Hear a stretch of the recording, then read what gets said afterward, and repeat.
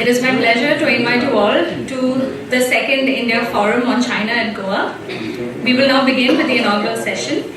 I invite Professor Ashwini Seth from the International Institute of Social Studies, Erasmus University, to please join us on the dais.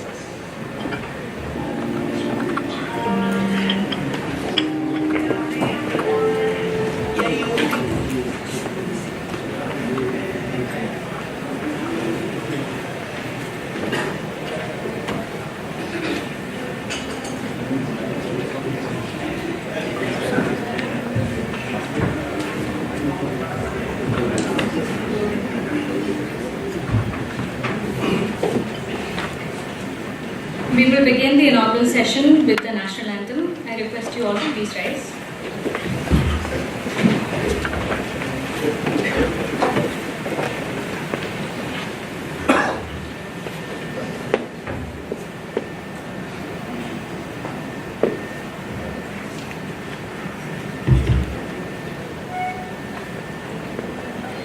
जनगण मन अधिनायक जय हे भारत भाग्य विधाता पंजाब सिंधु गुजरात मराठा द्राविड उत्कल बंग विंध्य हिमाचल यमुना गंगा उच्छल जलधि तरंग तव शुभ नामे जागे तव शुभाशिष मागे गाहे तव जय गाथा जनगण मंगलदायक जय हे भारत भाग्य विधाता जय हे जय हे जय हे जय जय जय जय हे.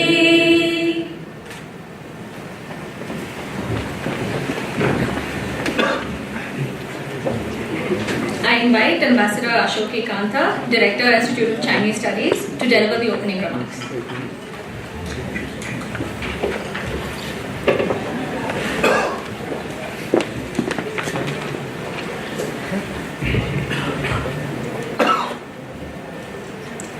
Professor Varun Sahni, Vice Chancellor, Goa University, Professor Ashwini Seth, Professor Emeritus, International Institute of Social Studies, Erasmus University, Rotterdam, Mr. Pankaj Madan, Deputy Head of Konrad-Adenauer Stiftung in India, distinguished participants of the forum, ladies and gentlemen, let me welcome all of you to this inaugural session of the Second India Forum on China, which is being co-hosted in the beautiful city of Goa by the Institute of Chinese Studies and Konrad-Adenauer Stiftung with the support of Goa University.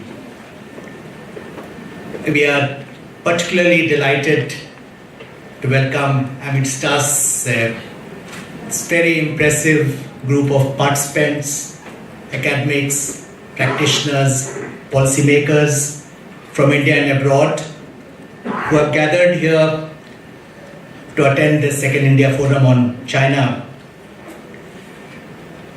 Many of you were present at the first forum in Goa in December last year.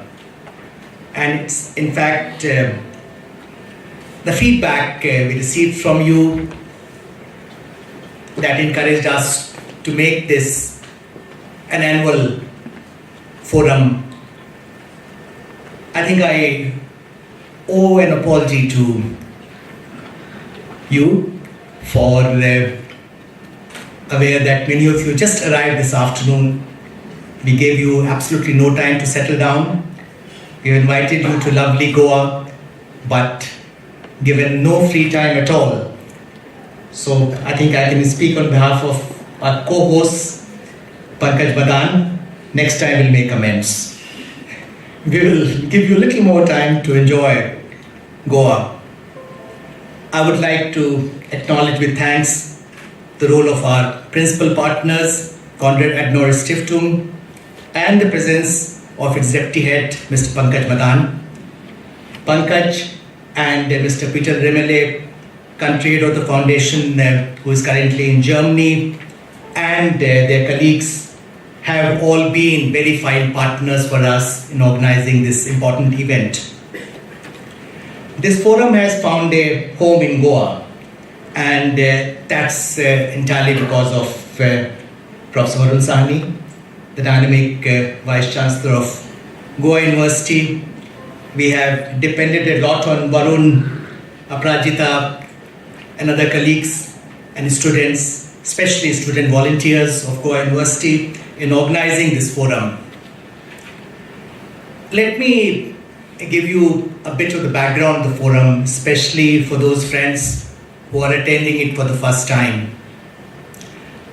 Last December, we had hosted our annual flagship event, the All India Conference of China Studies in Goa, in partnership with Goa University.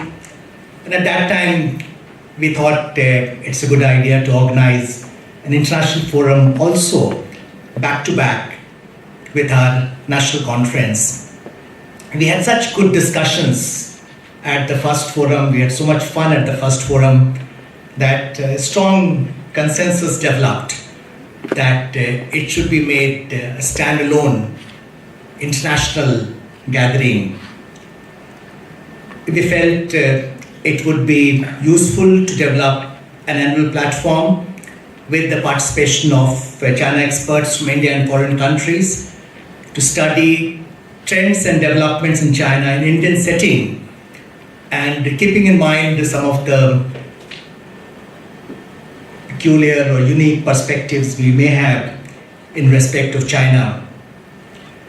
Professor Varun Sahni invited us to make Goa the home of the forum and hold it in partnership with Goa University.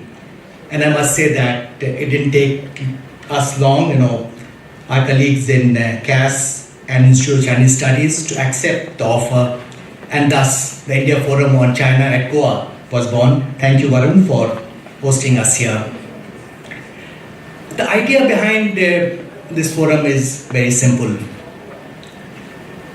China matters immensely for all of us. It's essential to understand the transformation and the rise of China, which is possibly the most important geopolitical development, not only in the Indo-Pacific or Asia-Pacific region, but globally over the past 25 years. China, as you know, is a country which is undergoing multiple transitions, politically, economically, diplomatically, with outcomes which are not clear, which need to be understood. And we thought that it will be extremely useful to have an objective, well-informed, in-depth, structured yet informal and free-dealing dialogue on a major theme pertaining to China in a relatively compact gathering of eminent academics, practitioners and policymakers. And as I mentioned, since we found the first gathering to be so useful, so we decided to follow up and make this an inaugural annual event. At the inaugural edition of the forum, we explored China's ambitious strategies of seeking regional and global leadership, articulated by President Xi Jinping at the 19th National Congress of the Communist Party of China in October 2017. We had useful conversations on the nature and implications of China's leadership quest, its strategic narratives, and the limitations and constraints faced by China in the pursuit of its regional and global goals. We discussed strategic underpinnings of China's foreign policy, its mega Belt and Road Initiative, its ambitious Made in China 2025 strategy, its efforts to fashion new institutions like the Asian Infrastructure Investment Bank, and its policy of protection of overseas interests as a strategic priority. We explored China's foreign policy in terms of its concepts, ambitions and practices, how it operates at the regional level, and of course, its military and expanding international presence of the Chinese armed forces. We'll take this dialogue forward at this forum, which has as its theme, changing drivers of China's economy. There'll be an element of continuity, but we'll also pick up new strands and sub-themes for exploration. Broadly, as you are aware, we are going to discuss strategic rebalancing, restructuring of China's economy, Xi Jinping's innovation-driven development strategy, the progress of the Belt and Road strategy in Asia, Africa, Eurasia and Europe, and challenges faced by it, economic and strategic rivalry unfolding between China and the USA, and of course, implications for India of all these developments. We had selected this theme, in fact, at the conclusion of the first forum in December last year. But somehow, the topic we have a discussion has become even more relevant today with the passage of time. One can argue that in the last 1 year, the US-China relationship has undergone a fundamental shift, with trade, economy and technology emerging as key arenas, what is now increasingly an open strategic rivalry between two countries. We had a truce of sorts reached between President Trump and President Xi in Buenos Aires on 1st December, but from what one can make out, this rivalry will continue to intensify, even if there is some limited deal on trade and economic issues. China is also celebrating the 40th anniversary of the launching of the policy reforms and opening up later this month. There are a whole lot of questions, very interesting questions about China's development experience and the likely future trajectory of amazing growth story that the assembled colleagues will no doubt be discussing over the next 2 days. We are very fortunate to have with us Professor Ashwini Seth, who will be delivering the keynote address in the inaugural session. So let me welcome all of you once again to the second India Forum on China at Goa. I have no doubt that we'll have most productive dialogue over the next 2 days. Thank you very much.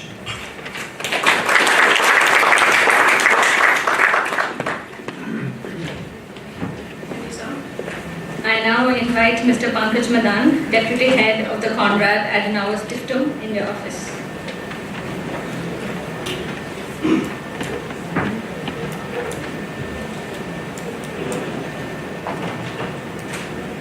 Respected Professor Said, Ambassador Sab, Professor Varansani, Excellencies in the audience, eminent personages from the media and think tanks all over the world, friends, ladies and gentlemen, welcome to the scenic Goa. As they say, where the minds get rebooted and the boots come off. No wonder Professor Sani dropped anchor here. But all for us, good for us, because he is the soul behind us being able to continue, us means ICS and CAS, to continue organizing this China conference here for a second time, and hopefully, who knows where that leads. At the outset, allow me to convey very warm regards from Mr. Peter Renner, who actually, under great deal of protest, went to Germany to attend the 31st Congress of the Christian Democratic Union, CDU, along with the delegation, of course, though his mind was totally set to come to Goa and be a part of this event. So, warm regards for him. Yes, the juggernaut of the Chinese economy increasingly continues to be important for the world, and especially also for Germany. It is especially obvious because the German economy, the fourth largest in the world, still has China playing a very important role. In 2018, Germany's top trading partner, and for a lot of German companies, China is still the biggest market. This is also reflected in the fact that for the German automaker Volkswagen, China is the #1 sales market. But if you take a closer look, the shine and the sheen is slowly wearing off. What are the reasons? There are obstacles for German companies to enter the Chinese market, and the mistress in light of the ongoing Chinese technology transfer by whatever means is growing. But not only the technological transfers, but the issue of protection of IPR, joint venture coercion, are leading to a growing pessimism in Germany about China and the Chinese markets. Additionally, the growing Chinese mercantile influence in the Asia, Africa, and particularly in Europe is leading to a more and more skeptical view on China and how it uses its economic power politically. To have a closer look on how the economy of China will develop and what influence it will have on the world market and the other countries, it's very intriguing and highly essential to be explored. Therefore, it's an honor and a privilege alike to extend a warm and hearty welcome to you all who have convened here from different regions to our second India-China Forum on China. As Ambassador Saab said, after the first forum last year, hike here in Goa was a success story. I'm glad to be here again for the discussions this time on the changing drivers of China's economy.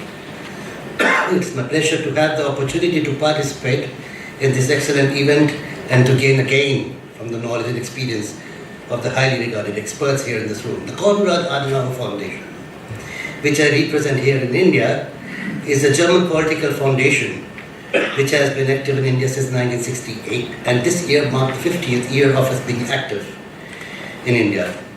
Nowadays, the foundation has more than 80 offices worldwide. It's active in more than 120 countries and almost every Asian country, thus recognizing the growing importance of Asia and further strengthening Germany's understanding of the developments in this region. Thus, we can observe and pay attention to the political, strategic, and economic transition the region is undergoing in our daily work. Taking a note of these developments and getting to know the consequences thereof are both very important for the world, Europe and especially Germany, because Germany has a strong economic and therefore also strategic interest in the region. Yes, the current ongoing trade war between China and the United States, China's role as a global growth driver, and its mercantilist connectivity initiative, the BRI, have a worldwide influence on economies and political landscapes. In the light of the Chinese quest for a global leadership role in innovation, science and technology as it is announced by itself, the rest of the world has woken up and is paying attention to keep pace with the Chinese ambitions, factoring them into their own geostrategic imperatives. China already ranks number 2 in the expenditures for science. With the Belt and Road Initiative, it is already shaping the region and altering the regional power equations, sometimes even by stealth. To understand the changing drivers of China's economy is thus, for that very reason, very essential, and not just for Germany, for the rest of the world. For their willingness to discuss this topic and for the partnership from the Institute of China Studies in organizing this highly intriguing as well as topical conference, I would really like to thank profoundly Ambassador Ashok Kanta, Director of the Institute, and Professor Varun Sani, Vice Chancellor of the Goa University. It's really a pleasure for us to conduct another conference with the ICS and the Goa University after the successful start last year. It is my hope that we can strengthen our cooperation and, as Ambassador Saab said, bring in the 3rd edition next year. CAS is honored to work together with such distinguished experts and such an excellent research institution. Similarly, I would like to thank all the chairs and the speakers and all who would have contributed to this event in the coming 2 days. Not to forget the ICS team and the CAS team. They have worked very hard to put together this event. And yes, I also want to talk about one more thing. And on 4th December, we had a conference on US and India relations, together with the Forum for Strategic Initiatives. I think 1.5 hours down the line, we very smoothly sailed into China. And China was the elephant or the dragon in the room. On 5th and 6th December, we had a conference with DPG on emerging realignments in the Indo-Pacific. 15 minutes, and then we sailed into China again. I'm glad we are not wasting any more time and starting with China here. So it's with great pleasure again to warmly welcome all of you in this conference, and we are all looking forward to fruitful discussions and constructive results. Thank you very much and welcome again.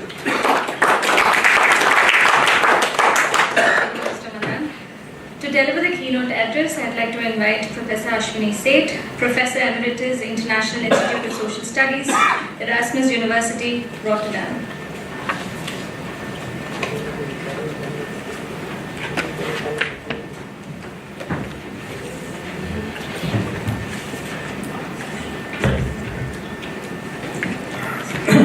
Thank you to all of you, Ambassador Kanta, Vice Chancellor Sani, and all of you. Shankar is not here, but he was the one who put my head on this block. He'll be joining soon. He'll be joining soon after the damage is done.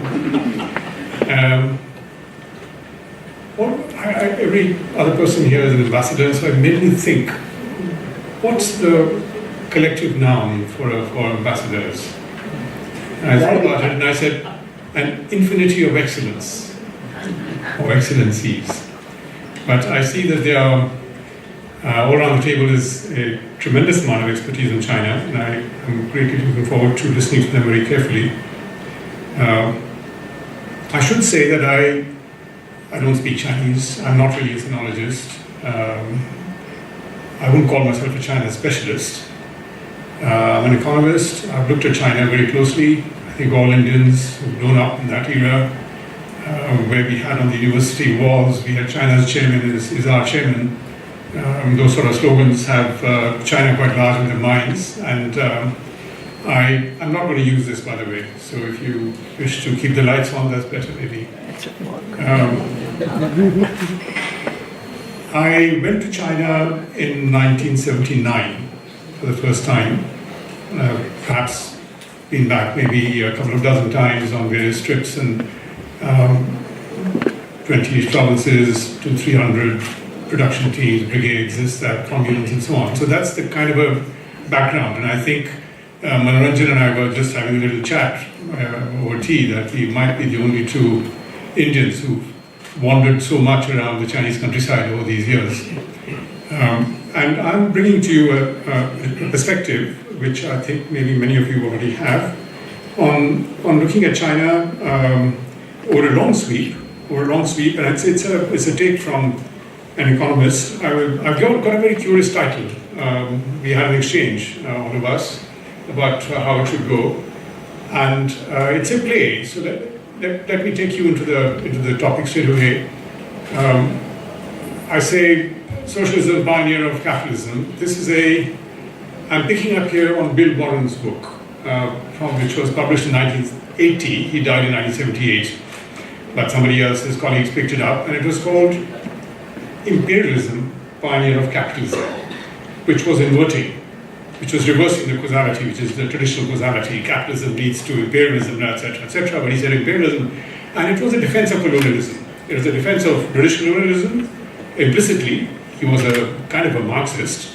But in the defense, it was saying that it's imperialism which actually broke down the constraints to capitalist development and actually unleashed forces of production, which then led into a more meaningful capitalist development under the state after independence and so on and so forth. So here, it's a play on that, and I'm saying it's a socialism, pioneer of capitalism for China, because unlike the popular discourse, which you always run down the past, waste of time, last decade, last 20 years.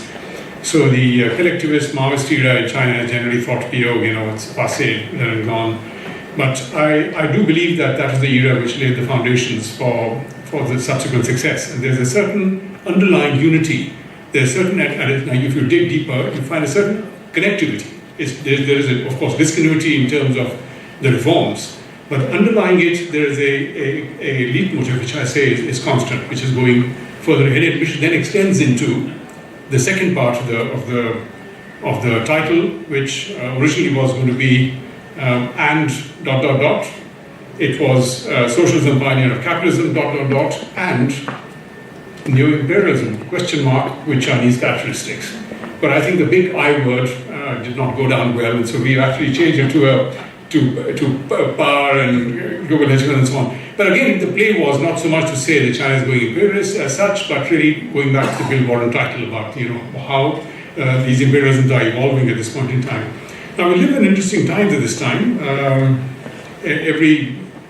Whoever's on we know the newspaper story. I mean, we know the story about the arrests in Canada and so on. And I saw another story which said that the Chinese government had wanted to set up a media center in London, which was which would portray the Chinese view of the world and of China more systematically.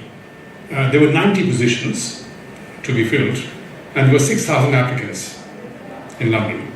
So this is and then it goes on to say, how this the media center is actually what is meant to be a position of China's position to be put out. Now, I feel that the underlying unity that I'm trying to suggest, I would like to break up the same first of all in the pre-reform period. I want to make a few comments on that to bring out what I think are the mechanisms which one needs to get hold of, and then see how they carry over into the subsequent period. So there are some common themes that strike me which I want to share with you. Now the first of that, if I go into the early period, because time is very scarce, I think if you take the period of say from 1949 till 78, looking at it as an economist, that's the period where I would say China sorted out what traditionally is called the agrarian question. How do you develop the countryside? Partly. What do you do with the peasantry? Backward, poor, terrible conditions. And how do you get that agriculture to contribute to industrialization? There are two different kind of things here. And I think that this agrarian question has plagued India. We have not sorted it out still. Agriculture isn't doing all that well. The peasantry isn't doing all that well. Its contributions to industry are restricted. On the supply side, you could say, yes, perhaps, but we know that when it comes to the demand side of things, the ability of the Indian rural sector to absorb and to generate demand for the industrial products and so on, relatively limited because of the poverty, relative inequality, relative exclusions. This was something which is not quite there in China in that manner. China was concentrating on industrialization rapidly. They didn't want to have a burden on top of them from the countryside. So the countryside development was more or less on its own, including in industry, very largely also in industry. And that's where the collectivist period really, in a way, that's where it's focused. So you have a very rapid change in the institutional conditions of agriculture, going into from very quick land reform into the different kinds of cooperatives, elementary producers and so on, advanced producers cooperatives, and a very quick communization of the entire countryside virtually. In the space of something like 15 to 18 months, the entire countryside is in communes. Those large-scale communes, which then had a problem in the years of the Great Leap Forward and connected with the Great Chinese Famine, although I don't think that was the prime cause of it. Okay, so now that's one very large change, which happens extremely rapidly. There is a famine, things begin to break down, units are too large, they can't really organize things, there's a lot of inequality, and you say everybody's going to get an average, so there's a political problem, and so China reverses that, and they go to much smaller communes. In 1962, things start changing in this direction, and from there till about 1978, till the reforms take place, you have the stable structure of the collective. That's the people's commune. And I think that people's commune was a profound institutional mechanism for accumulation in the countryside. It was also a profound mechanism for limiting inequality, but at the local level, within the commune, within the county, but not across regions, because the regional inequality is something which China has never been able to control, like many other places. But certainly locally it could. Now, you have a huge swing going across constitutionally like this, and then you come along to 1978, 79, and you have this thing going right the way backwards. That's when we visited China, and we had a long meeting with Deng Xiaoping, and he said, oh, you must go and see the experiments. So we went out and saw the different experiments. There are 3 or 4 different kinds of things. The household responsibility system, which came in, was only one of them, but there were others as well. And now these new forms came in 1982, 83. You have a depeasantization. You have a second land reform, and land goes back to the peasants. Now, this is what has been called a zigzag kind of a pattern in Chinese policy making.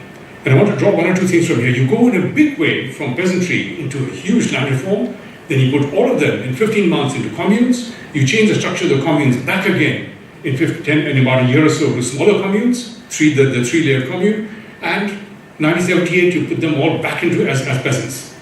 Now that's massive. This is one of the things which is the zigzag which I'm referring to. In that process, while this collectivization happened, there's also a huge role for two aspects which make the commune a mechanism for accumulation.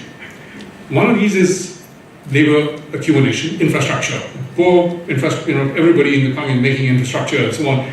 All the kinds of things that you associate in India now with Narega, those things were done on a huge scale. Obviously with mistakes. When you make a mistake in China, it's multiplied on a massive scale.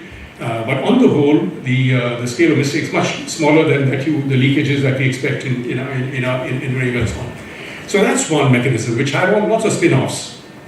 The second was rural industrialization. And the township and village industries that have become so famous later, earlier on the commune and brigade run industries, they were the ones which really were powering the local commune development in areas which were either agriculturally rich or areas which were close to towns so that they could take benefit of this. If you were far away, you couldn't really benefit very much. So regional inequality, see where it was. Now, these two mechanisms really transformed the countryside. And this is what the situation was in 1978. People say, it was is there a cultural revolution, whatever else was happening, certainly I can tell you, production was rising quite dramatically. And just to give you one statistic, if you take, say, the death rate, crude death rate in China, it was 25 in 1960-ish. India was 24 around 1960-ish. China came down in 1978 to 6 point something. India was at 14 to 15. India reached 6 or 7 35 years later. So we have a whole generation. In one generation, half a generation, China had moved ahead in social terms, and it was taking India a whole generation and a half to get to that sort of a point. I'm just giving you one statistic, which is the death rate, which is an important statistic. It's a composite of many other things, which is why it figures in so many indicators. Now, so there's a huge change which is occurring there. Now, what happens next? Those commune enterprises, which were owned by the peasants,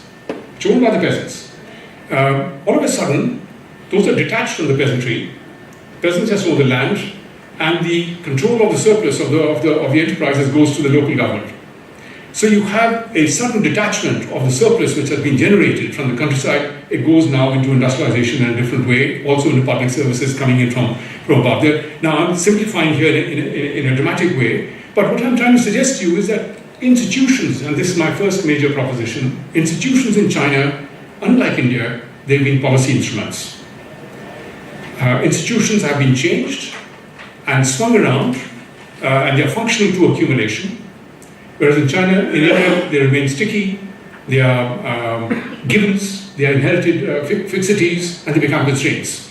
So from constraints, they're actually policy instruments which can be changed and transformed. So this is, to my mind, a major. You can apply to the single child policy thing as well. In the Maoist thing, it was two children was a norm, and there was nothing but a single child family. It came in 1979, and now it's gone back again. It swings about in a very big way, both ways in this way. Now, that's one of the points I wanted to make. The second point in this I want to bring out is, again, understood better by comparing with India, and that's to do with what I think of as kind of a social and cultural ionization. The population is much more homogeneous. I'm being relative here, much more homogeneous than the Indian one in cultural terms. I'm reminded of a school when we were little kids. There were iron shavings, and you had a magnet, and you went with the magnet. You went across those shavings, and all the metal shavings went this way. You went that way, and all the shavings went this way. And there's a case you can make that in China, the kind of cultural unities which are underlie the surface that you see are very profoundly, what shall I say, unitary, which are collective in that sense, and that's used very strongly in this regard.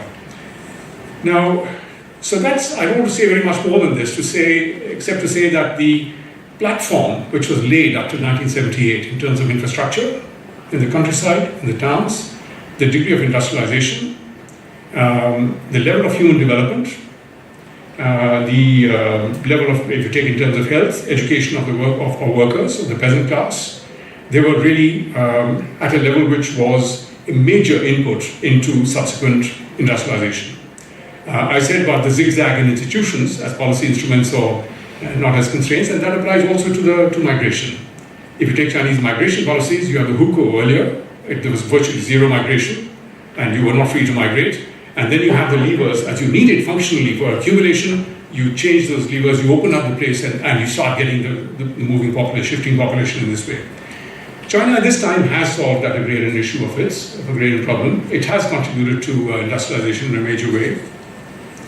But it does, and now you could say it has crossed the turning point in terms of the Lewisian turning point where the agricultural population, in terms of agricultural workers, is going down in absolute terms. This is a very major turning point. Not just relative, but also in absolute terms, you find a decline because people are actually shifting increasingly away from agriculture into non-agricultural and mixed enterprise employments.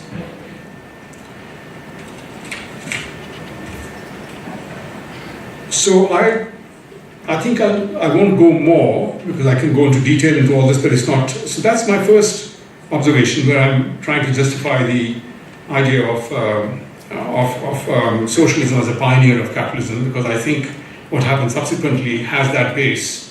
In what way does it contribute? First, I said financially, of course, the township village enterprises we know are a major player, like the communal brigade and industries earlier, as components of Chinese growth, exports as well as growth. Huge, massive input from there. The second side, of course, is, as I've said, human development and contribution in terms of labor. And that labor contribution, it has to be emphasized as flexible, in the sense that you're there as these little workers, but because everybody in the countryside, and there's a near universal access to land with the land reform, the second land reform, with the peasantization, with the decollectivization. And because you have a near universal access to land, workers have something to fall back on. They have a family left behind, older people may be cultivating, girls on the migrating, there's a feminization of agriculture, there's an ageization of agriculture, but still there's productivity rises, and workers, when they're not employed, can go back. The wages can be brought down because there's something which you have in the countryside as well. And this gives you, so agriculture and the countryside becomes an employment sink. But at a much higher level than saying that, people are just exploited and pulled out from that. So because they have access to land. And I think this gives a depth to the possibilities of industrialization with inequality, which other countries could not afford to have. It would be too dangerous, it would make it too vulnerable. If you tried the same sort of thing in India, and I think India has not succeeded, you would have some of the consequences we have in the Indian case here, with farmers and the whole, what should I say, a generation of farmers in many regions suffer very acute deprivations because they're not really absorbed in the urban areas.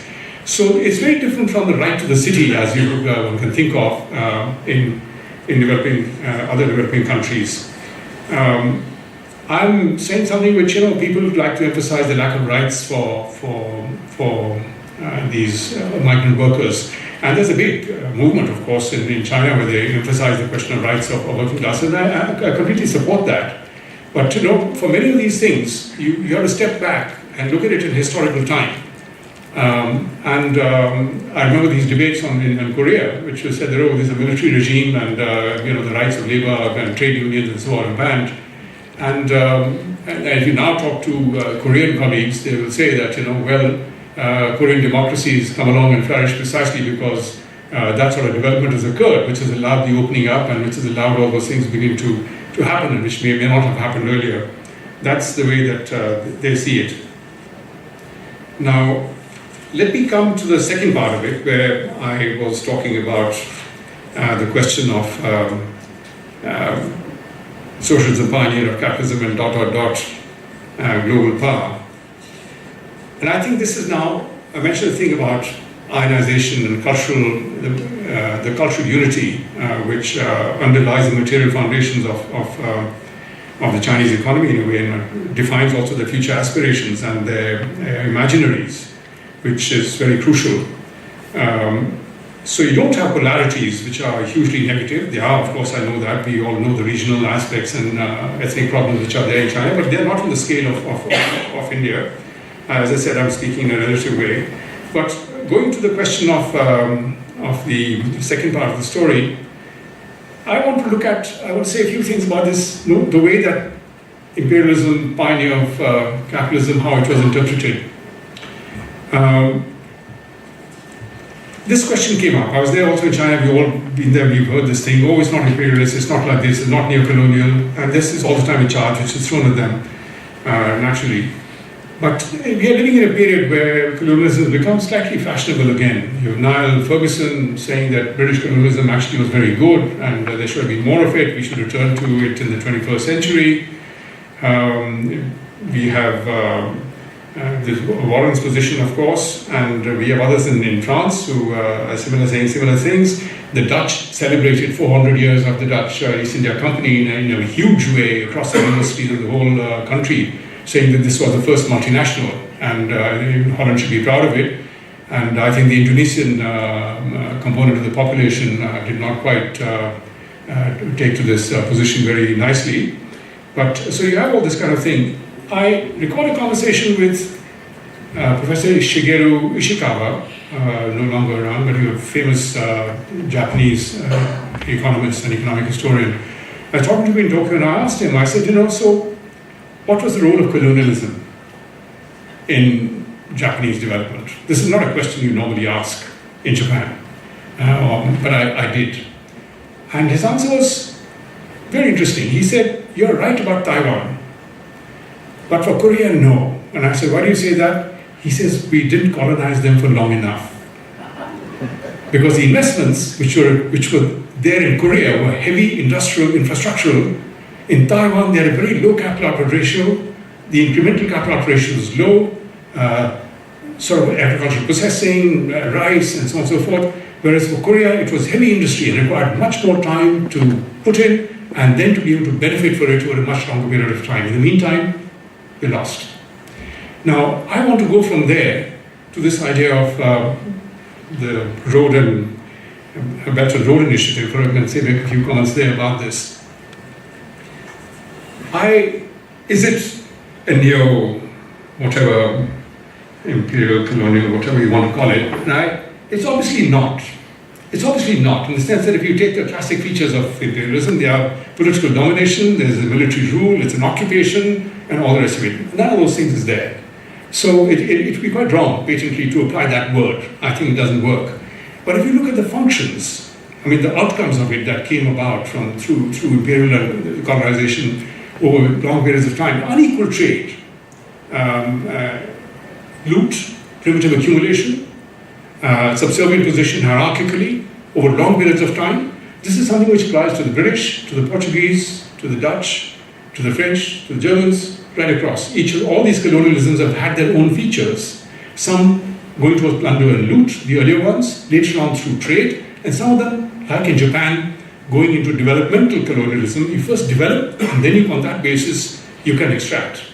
So there are many different attributes and different ways in which these relations of hierarchy and of appropriation can take place. But common to all of these is some form of unequal trade and appropriation. That's a common feature right across this thing. And so I think in that sense, if you take it, that's a common feature of an imperial connection or a hierarchical colonial type of a relationship. I'm leaving out the ethnic and the racial and all these sorts of things away from all this. If you see it in this manner, how would one think of the Belt and Road and the Chinese strategy in this regard? And I just want to make one or two comments in the few minutes which I have. And I would say that you could think of this connection, these neo-colonial type of hierarchical relations one is thinking of in different ways. One of these ways is to say that these are functional relations. These are now contractual relations, they are institutional relations, they're transactional, they're done country by country in this way, and they are mutually, people sign off on these things, so you have partners who've signed off to being part of it. So where is the exploitation and so I think that's a valid question. Where is the exploitation? Is it a developmental form of interaction, which is a win-win, like you say, it helps both? And I think in many ways it is.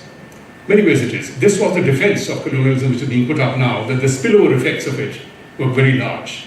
You might not like the racial, hierarchical, exploitative aspects of being subservient, but the developmental side was in a way there. I don't think development trumps equality and your rights and your sovereignty and your independence. But this is the justification in economic terms.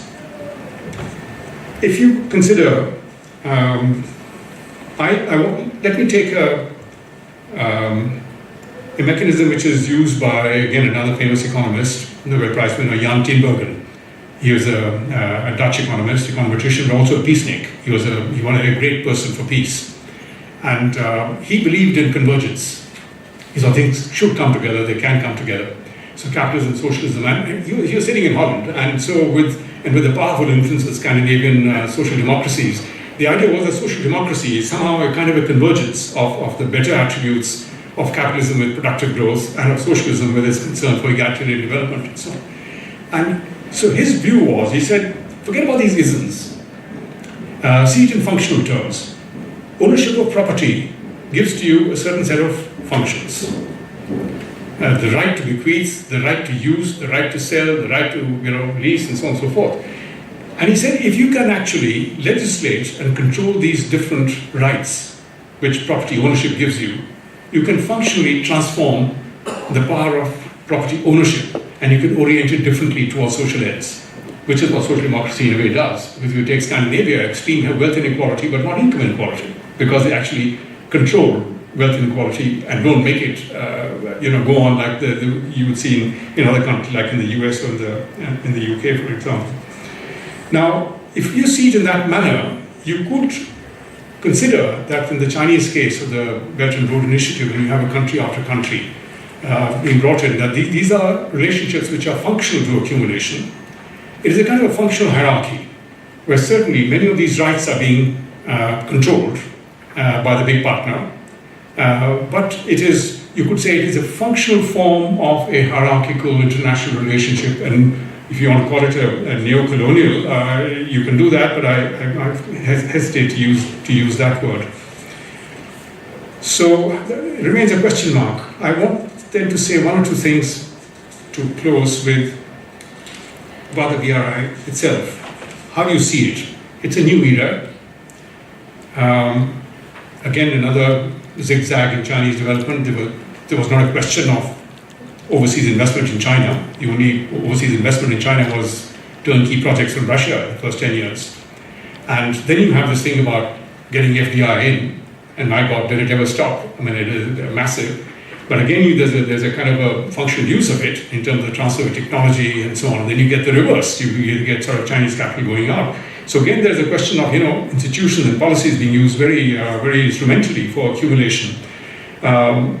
This confirms a proposition, hypothesis which is forwarded by another Japanese observer of China, very shrewd economist, Reitsu Kojima, who said that, he said, you forget about all these underlying changes in isms and how it is projected. He said the underlying unity in Chinese policy right from 1949 onwards is the search for new sources of accumulation. That's what all Chinese policy does, and all the institutional mechanisms which evolve are actually functional to maintaining or discovering or releasing new forms of accumulation sources. Whether it is to do with, so when it was collectivization, you collectivize. When you find that collectivization has hit a barrier where it's becoming inefficient or it's not, then you privatize and you raise prices. Later on, you're not doing it because you didn't want to give too much money power to the peasantry. Same with for overseas investment. So time after time, this is the way the thing has moved from one side to another. So you could say that this now, the Belt and Road Initiative is now, again, if you understand it in those terms of looking for sources of accumulation in a longer run sense, then I think there's a short-term notion which says that, there's excess capacity in the capital goods industries and so on and so forth, infrastructure, and this is a way of absorbing that and exporting that and so on. And I think that's valid up to a point. But I think that, of course, it's a long-term strategy, and the long-term strategy links up with the Chinese view of their own position in the world.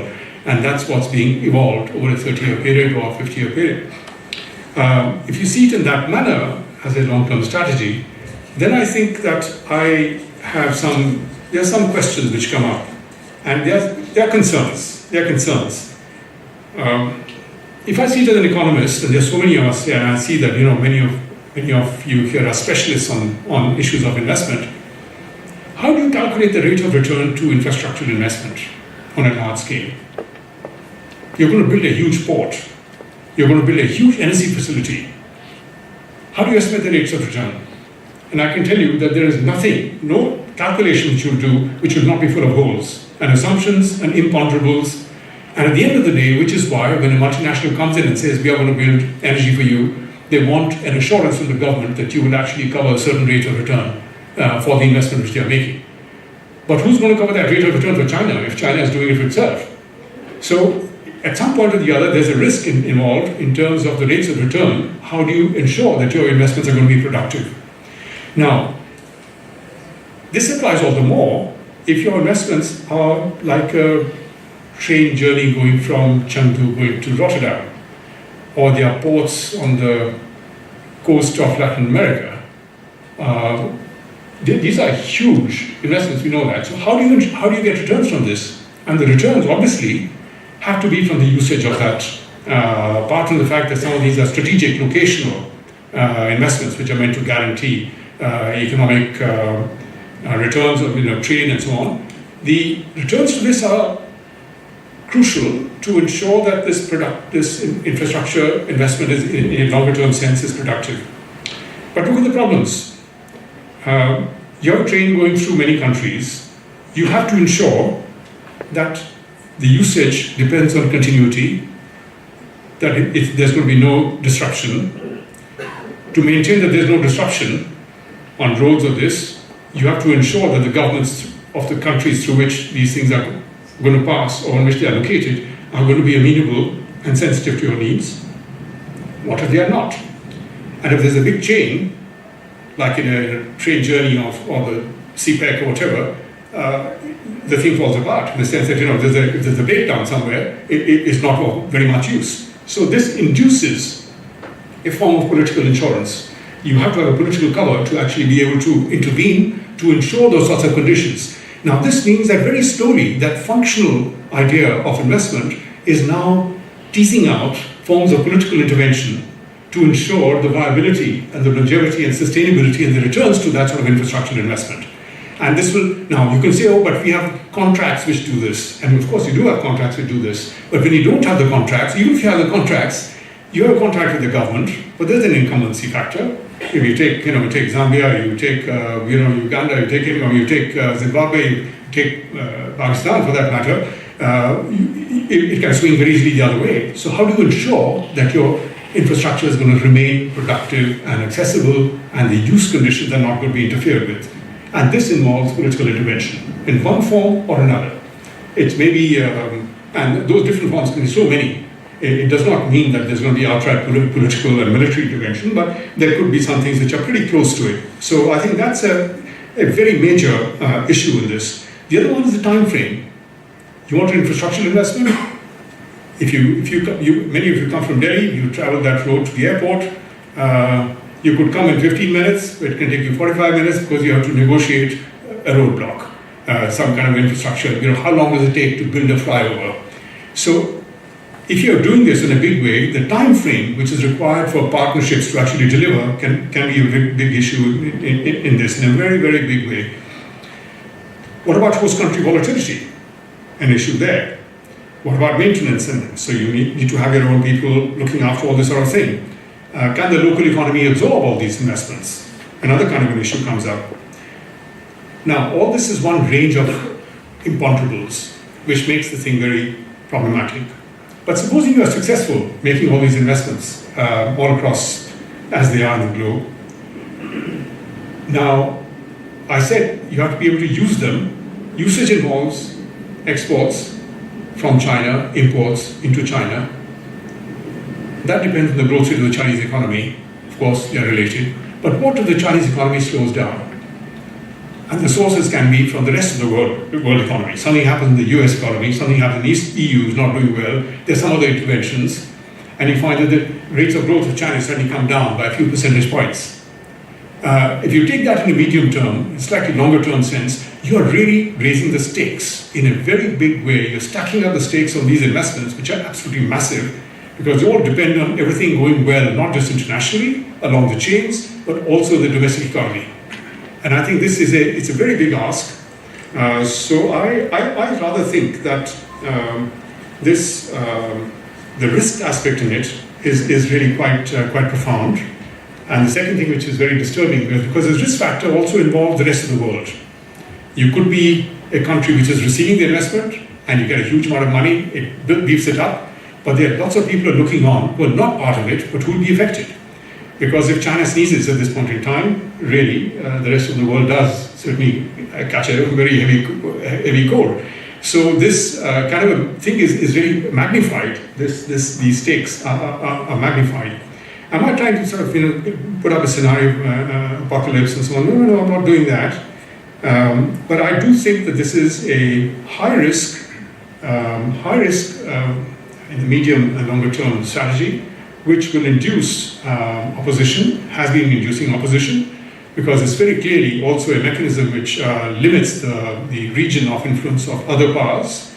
And so while they're all part of it, I suspect that it will induce opposition at a political level as it is happening. Now, this is, it brings in my very last point, which is we have here contending imperialisms or neo, whatever you want to call it.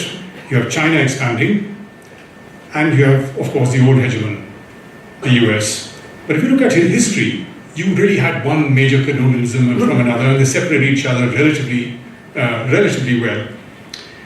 And I think here might be the insurance, because if you see the synergy and the symbiotic relationship between the US economy and the Chinese economy, I think that may well be the underwriting insurance policy for keeping some stability in a global framework. If one has the deficit, the other one has the reserves and the surplus. And I think that it is in neither's interest to really go too far down this track. Of course, listening to the president of the US, you would not believe this, but I think that any sensible policymaker, they see that it is a joint issue of managing a global economy. So perhaps we are in a new era where the old order does changes, and you have China stepping in. I do not believe, unlike some others, that the internal constraints are the biggest risk factors for China. I think there are problems there. There will be social issues are crucial, environmental issues are crucial, but I have a feeling that the Chinese capacity for handling those internal issues is very strong, whereas the ability to be able to maintain a global network at a high productivity level when it is so stretched out and it has so much potential opposition, and where to maintain that network you have to also politically intervene in many areas. I think that's maybe a bridge too far. So that was the idea of the second part of the talk we said, and with a question mark, socialism, pioneer capitalism, and of new imperialisms. I think China's destiny in its own mind is taking it in this direction, but as I say, be careful for what you wish and the speed with which you wish to travel in that direction. I think it's, to me, it's fraught with high risk, which the rest of the world will also share and suffer from if things go wrong. Thank you.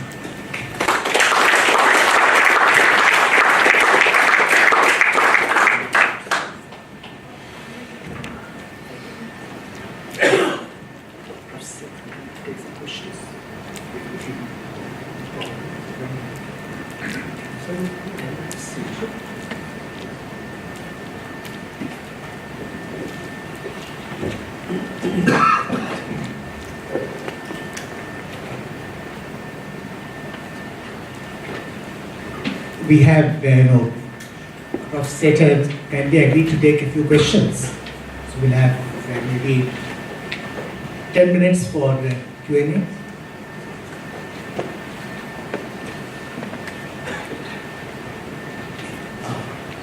Professor Narendra Mohanty. Thank you very much. My colleague Ambassador Kishanana said, outstanding. I said, absolutely. Now, I think the conclusion that the domestic constraints are manageable and they have the capacity to manage them, and it's the BRI and its global strategy, China's global strategy, which is a high risk thing. I think they cannot be separated. Of course, we will have occasions to discuss this, but there is some inconsistency between the latter, the global strategy, and the domestic constraints.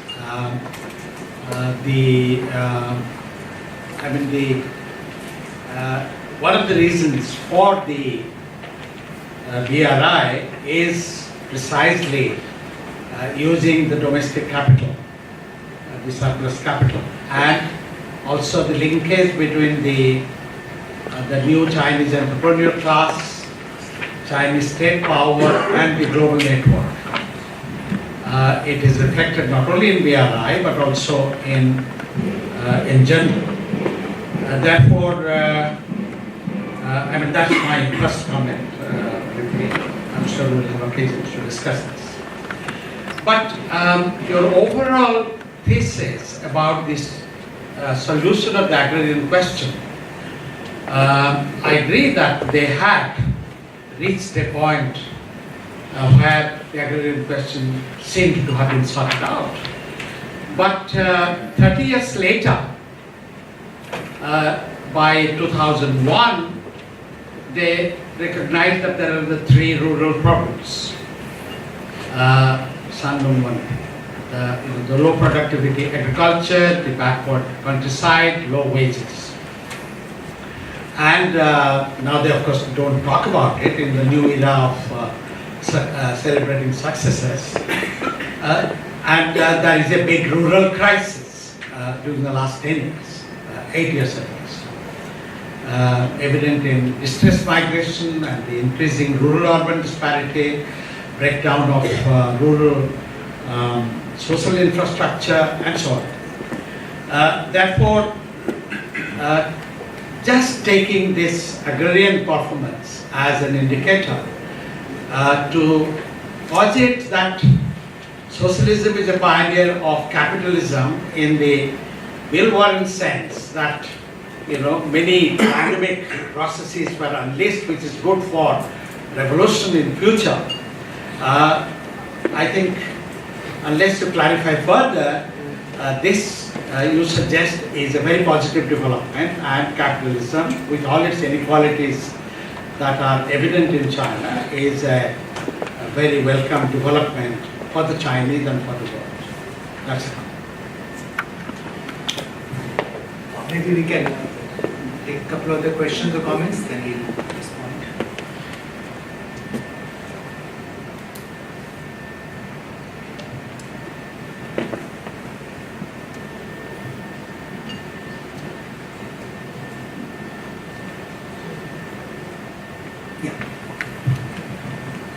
Professor Chen Chu.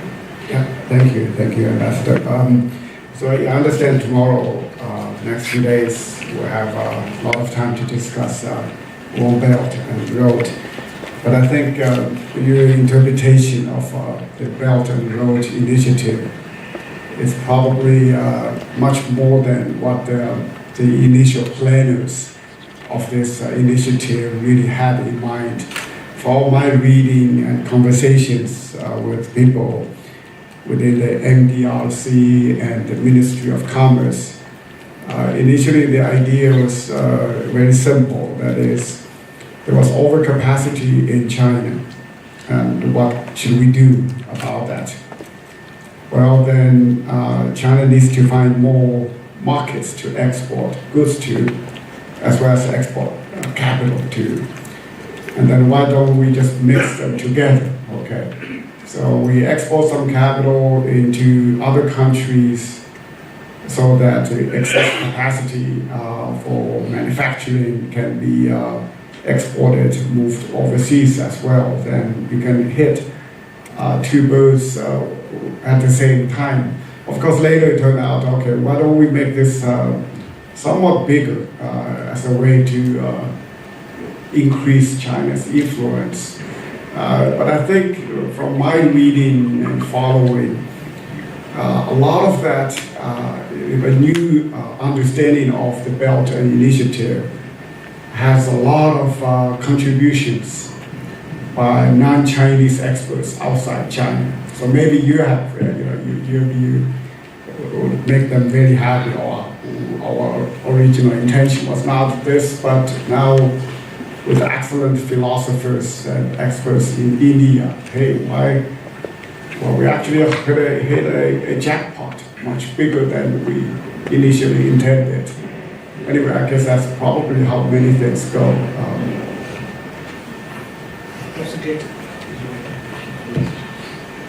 Yeah, Herbert Dieter, German Institute for International Security Affairs in Berlin.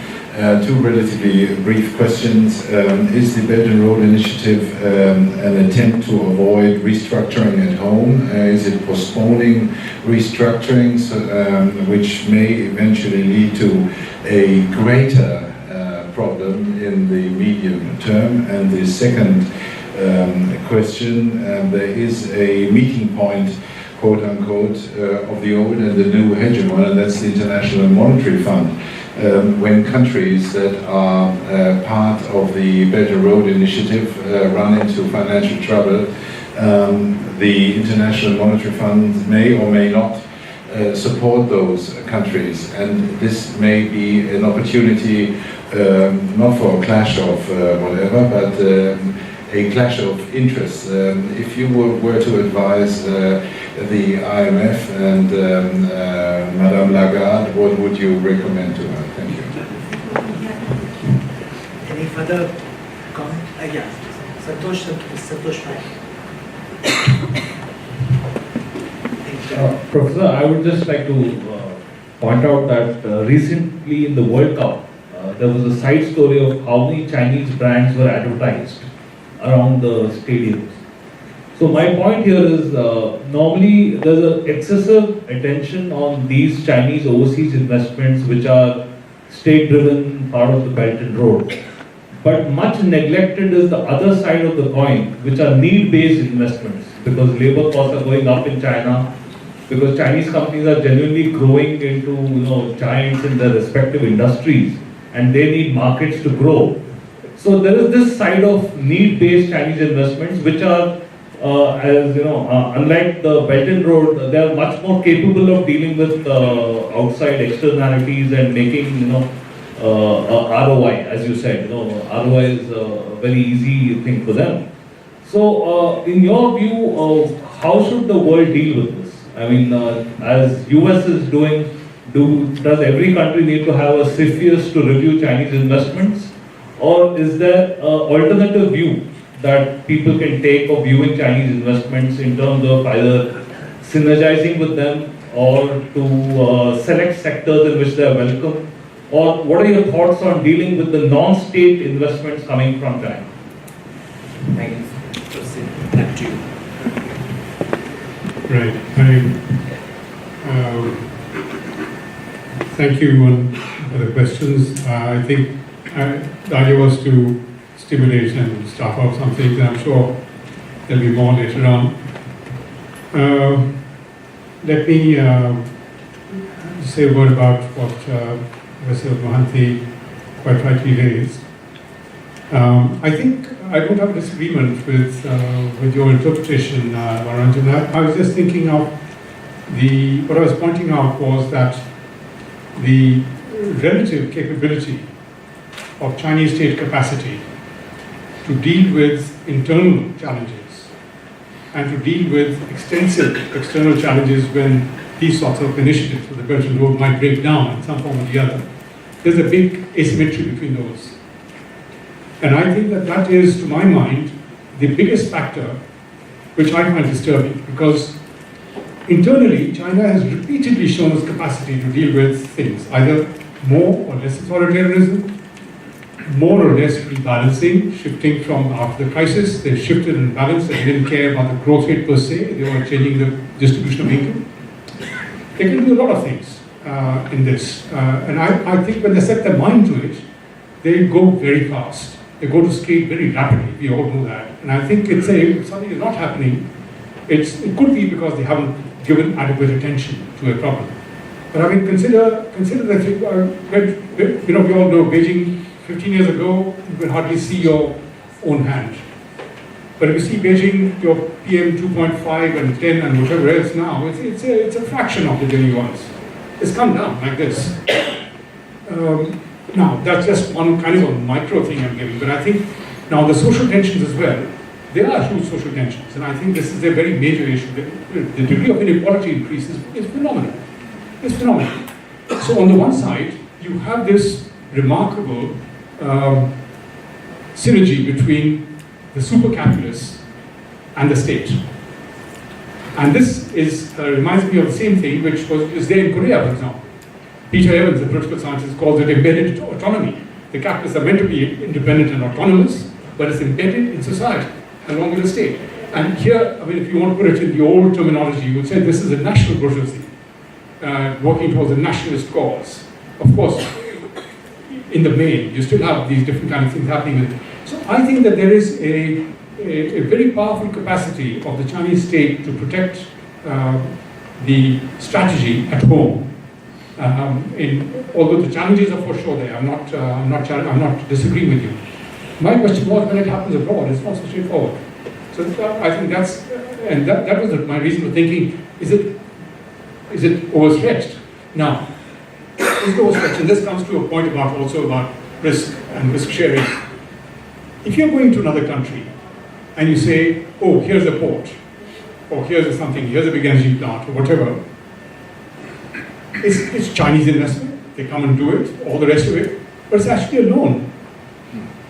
It's a loan. So supposing the thing doesn't work, now that's what people are referring to as a debt trap.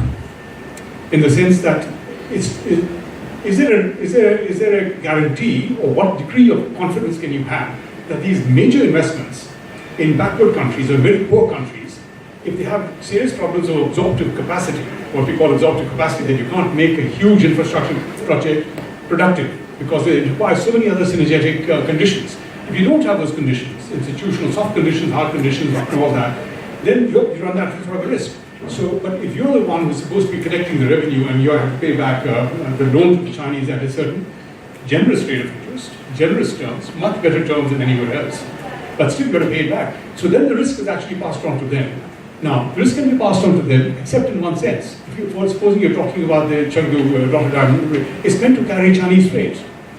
But if something goes wrong in the middle, well, that's put paid to your strategy of having exports just using that corridor.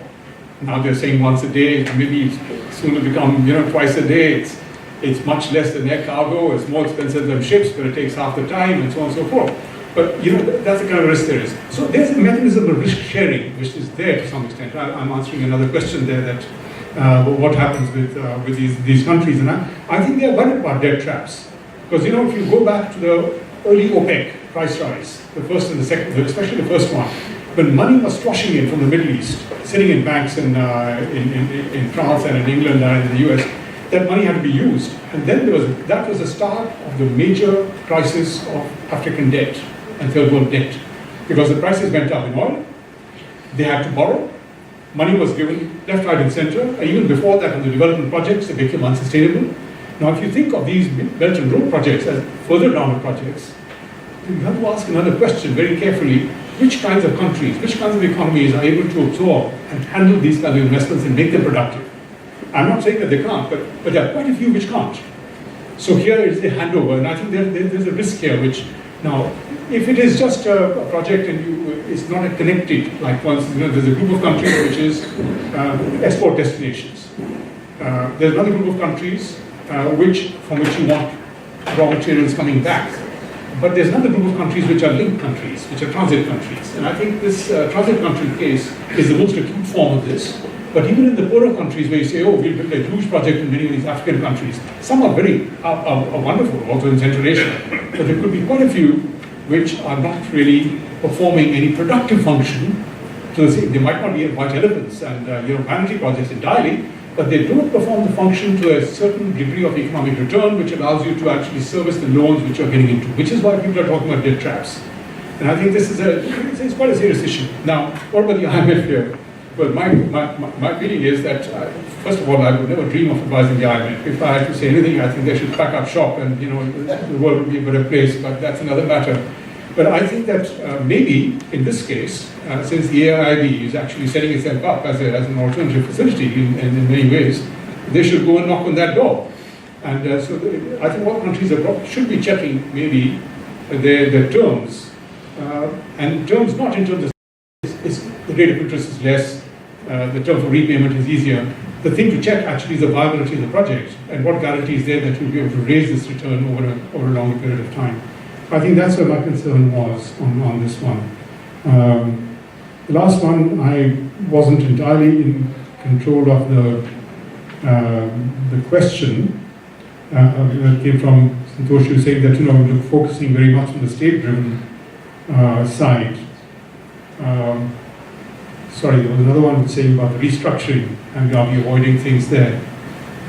Yes, to some extent, I think this is maybe so. But to the extent that this works, it might make restructuring also gives it more time and makes it easier. There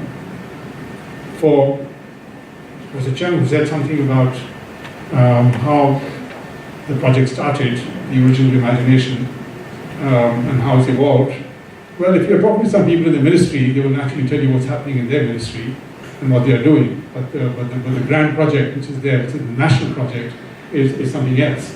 And you have to put up all the different parts and add them together. When you add them together, the jigsaw you get, when you stand back and see the picture, is a very large picture.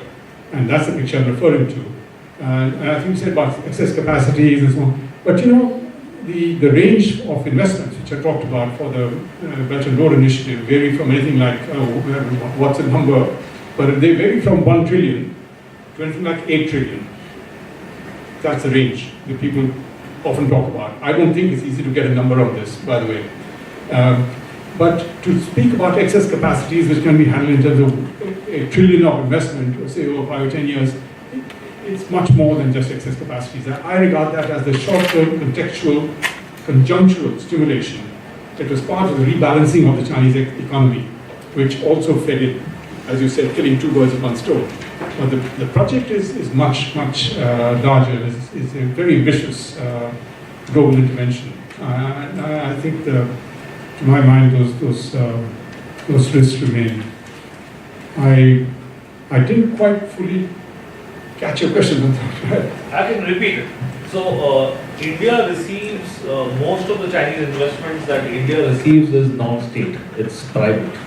So my question was, is there an alternative way to look at Chinese investments worldwide, not just in India, which come out of a genuine need to make those investments? Like Chinese companies are coping with the rising labor costs, so they can either move to Vietnam, Cambodia, or Southeast Asia, or come to India. Or or they look for export markets, as you said, where they actually generate a return on their investment. There's no question on their viability. So my question was, is there a framework to look at those investments? Because recently there was a flimsy story saying the chairman of Alibaba is a member of the Communist Party. So, do we color all Chinese investments with the same brush because of what we hear about BRI projects? Or is there an alternative way to look at Chinese capital flowing outside? That was the essence of my question. No, I think, okay, now that's very clear. My own sense is that, yes, there are different channels through which there are different agents, different sources. But if you take them back to the roots, I think that it's not as if those roots are entirely independent of each other. There's a lot, there's a grey zone in China between who owns what. And you have to go back to the functional aspect that I was referring to. And I think that's another aspect of Chinese flexibility. They can leave it open in such a way that They can make it go this way or that way and control it in different ways. And many things are private, but they are not necessarily private in a strict sense. So I think that there's a lot of synergy here between the regional directions of these investments, the country directions of these investments, and also the state-driven investments and the international economic relations that the state is actually building up in those sorts of countries. I think it's a kind of a related strategy. I wouldn't say that they are, like going together, but it's a related strategy. I wouldn't make them independent of one another. The other point that you make, I think, is I didn't really touch on this. I'm glad you mentioned it. Is to do with the push you said need-based, by which you are referring to the fact that it's cost-driven, that there's comparative advantage you have to So that's a bit like a product cycle shift. You have the same thing which came up. I said earlier about the spillover effects of this colonial production. So you have the spillover effects. We take Japan. The hand-me-downs come when Japanese labor costs go up. They come down to Taiwan and Korea. When those things actually become expensive, they come down further down. And I think that so there is a slipstream effect here, and I think that slipstream effect is very effective, for diffusion of the Chinese growth process through linkages and through actually these sorts of investments. And I think that's a very powerful effect. Can be a very powerful effect, but it depends whether your local economy is able to take advantage of this in a systematic way. Of course, there's a risk in other ways. I mean, the US is not allowing, and Europe is not allowing many forms of Chinese investment because they're worried about the security aspect of things. It tells you that there's a rising tension between these two rising, the hegemons. But indeed, you have a point that there is this other stand to this investment, which is very strong, very powerful, and which also opens up possibilities for competition. You see, if China is coming here, and just in the same way that you had investments coming into China, and China putting conditionalities on what all they wanted to get out of that investment in terms of technology transfer, in terms of access to all those sort of things. Similarly, if something is coming across from here, you could also do that, except that China has many destinations potentially, and people want to go to China because there's a large market there. So they are still in a, they have the controlling hand. They're the controlling hand. But thank you, I think that certainly does contextualize it.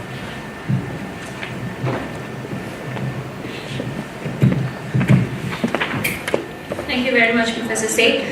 I would now like to welcome the Vice Chancellor of Goa University, Professor Varun Sahani, for his remarks.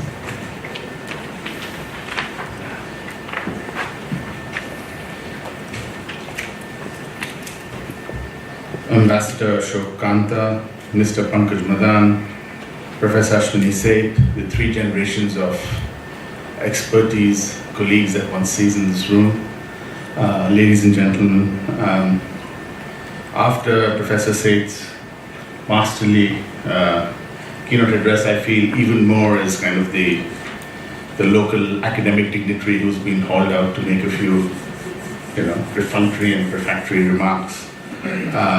So let me make them. First of all, of course, welcome to Goa. And we are really, really grateful to our wonderful partners, the Institute Chinese Studies and the Konrad-Adenauer Stiftung for, picking up on sort of the speculative suggestion that I had made last year on behalf of Goa University and running with it. We are truly delighted that the India Forum on China is back here in Goa, and we really do see this quite sincerely as a possible kind of permanent home for this kind of annual iterative exercise. Goa is in fact a wonderful home for creative and incisive encounters, and there are several that have emerged over the last decade or so. You have the International Film Festival of India that's now been located in Goa for a number of years.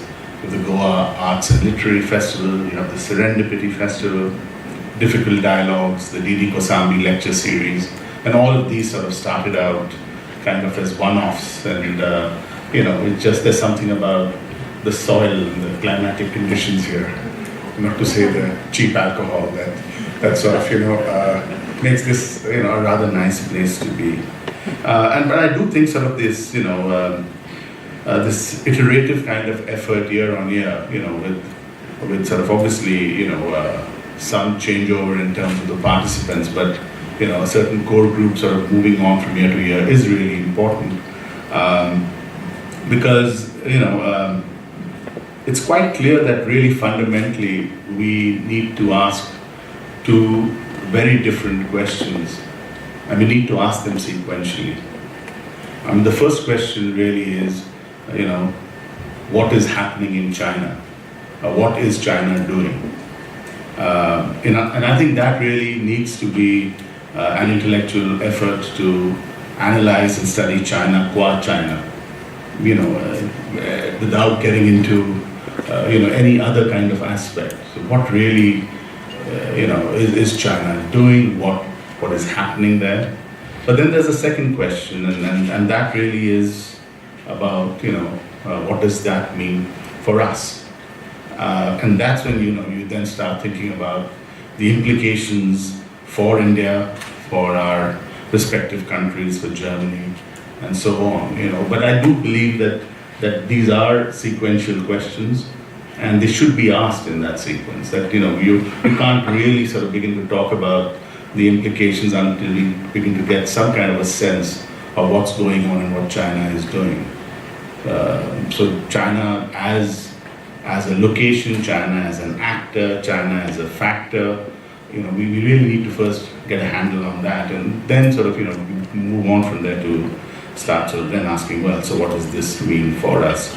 And I think I want to emphasize this because there is obviously the danger that the implications issue may infect our understanding, our true understanding of the first question. Because clearly there are implications. A country the size of China does not grow at the rates it's grown for 3 decades without fundamentally, altering the system, in the most fundamental ways possible. So I think it's a really, in a way, important for us, I believe, to be a bit sort of cautious about jumping to the implications, but although that's obviously essential, particularly essential in an encounter of this nature. I'm neither a sinologist nor an economist, and particularly in this sort of dazzling galaxy of luminaries, one wonders. But as a professor of international politics, China and China intervenes, obviously, and particularly a professor of international politics based in India. And so we keep getting these snippets of data, these bits of interpretation, and one just wonders what the picture is ultimately. So when one hears, for example, that there are buildings in Pudong, and those shiny, glittery towers that have 12% occupancy, or when one realizes by crunching a few numbers that even a 10% decline in China's agricultural output would result in a situation of food shortage so enormous in absolute terms that the entire global rice surplus would not be able to meet that shortage. When one sort of, thinks about how in some significant ways the fiscal base, of China has drastically reduced over the last 15 to 20 years, or when one sort of, reads that 37% of the public sector undertakings in China are in the red, many of them quite seriously so. In other words, beyond any kind of restructuring, really the only economically rational thing would be to actually shut them down. That for obvious reasons cannot happen, or that nearly 60% of Beijing's floating population, the undocumented migrants are unemployed. This great discussion we've been having about the BRI and what drives it. One of the drivers truly a strategy to absorb China's labor surpluses and so on and so forth. So, you're constantly getting bombarded with all of these data, and I think it's really important, therefore, for us to be able to sit down and get a real sense of what's going on in China.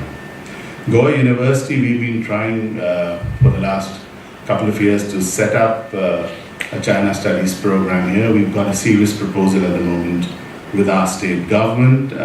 We're a state university, so ultimately, something which has major financial implications would need necessarily to be cleared by them, but we're trying to sort of figure out whether we're going to ultimately develop a department of China studies, or whether it's going to be a department of East Asian languages. And there are good, robust arguments on both sides. But needless to say, even places like Goa, which have not traditionally been on the map of China studies in our country, are now clearly, there are real moves within institutions of higher learning to sort of begin to set up programs for the systematic study of China. And I think that has a lot to do with what China now means in terms of sort of global politics. That it doesn't really matter where you are. If you're serious about the world out there and you wish to get a scientific understanding of it, you've got to have a program that focuses on China and more broadly on East Asia. So wonderful to have all of you here. Welcome again. Despite the hard labor that the schedule, implies, I do hope you get a chance to enjoy Goa. Unusually hot this Goan winter, so a lot of us, and I hope it'd be too brave of me to suggest it, but when I look at all of you, you look like you're people dressed for a Delhi winter. Just a gentle suggestion. And this is formal wear in Goa, so maybe just a suggestion for the gentlemen here. Obviously, I wouldn't be so bold as to suggest anything to the ladies. Yeah. Thank you very much.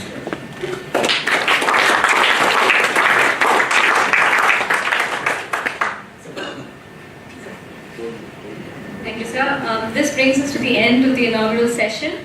We will begin session 1 at 7 p.m. sharp. You can join us for tea outside. Thank you.